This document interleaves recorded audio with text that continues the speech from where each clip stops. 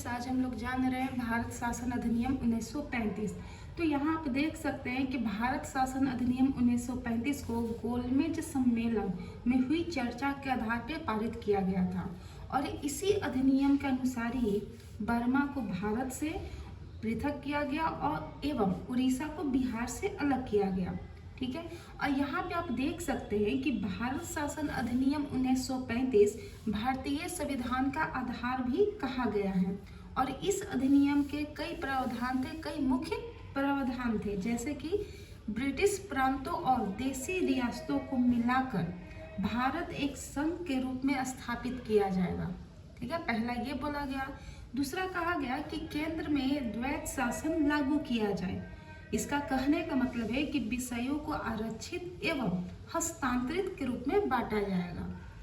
तीसरा में कहा गया कि भारत का वित्तीय नियंत्रण जो सचिव के पास था वो सचिव से लेकर वायसराय सबको सौंपा जाएगा।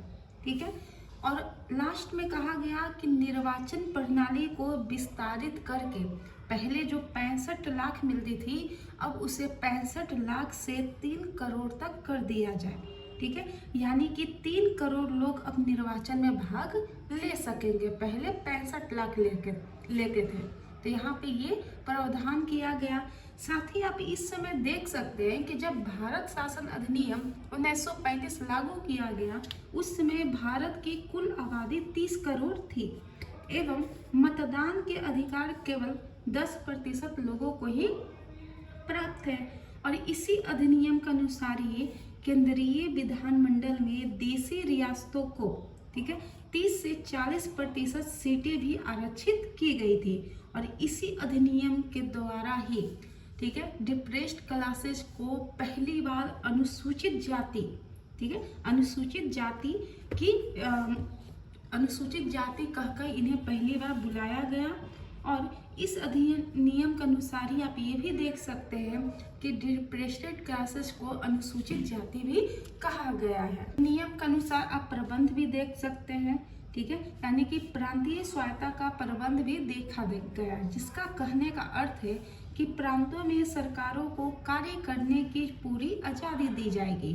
ठीक है, लेकिन गवर्नर के पास ही वीटो पावर रखा गया और साथ ही साथ जनजातीय क्षेत्रों का प्रबंधन भी गवर्नर के अधिकार क्षेत्र में ही रखा गया।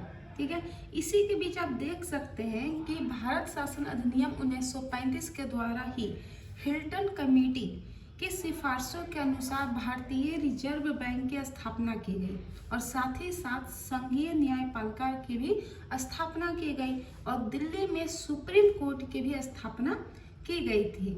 इसी में आप देख सकते हैं कि भारत शासन अधिनियम 1935 के अनुसार अनुबंध 93 के अनुसार गवर्नर प्रांतीय, ठीक है, गवर्नर प्रांतीय सरकार को समाप्त कर सकता है। ये जो गवर्नर है वो प्रांतीय सरकार को समाप्त कर सकता है, साथ ही साथ उसके काल में वृद्धि भी कर सकता है। उसके काल में क्या करेगा? वृद्धि मतलब आगे भी बढ़ा सकता है।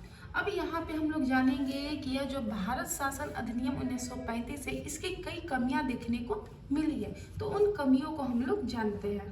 तो बात करें भारत शासन अधिनियम 1935 की कमियां के बारे में, तो इस अधिनियम में डोमिनियन स्टेट्स का वर्णन नहीं किया गया, डोमिनियन स्टेट्स का वर्णन नहीं किया गया।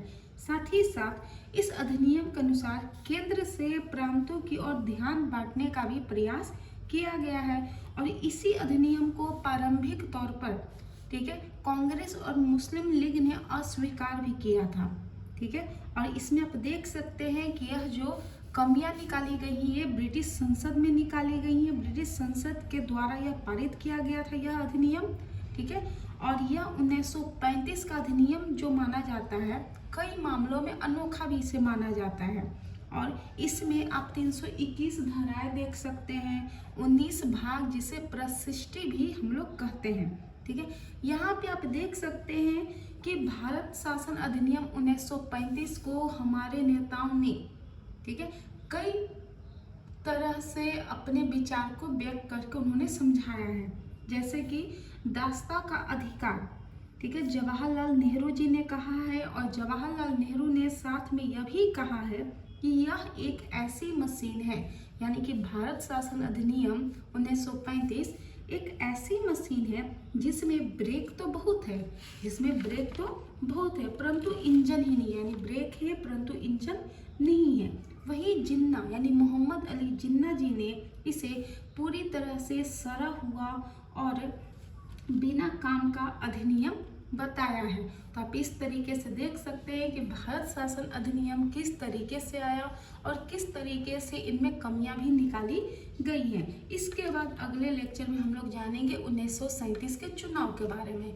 तो अगर आपको हमारा लेक्चर अच्छा लग रहा है तो आप लाइक करें, सब्सक्राइब करें, ताकि हम आपके लिए ज़्यादा से ज़्यादा वीडियो बना सकें।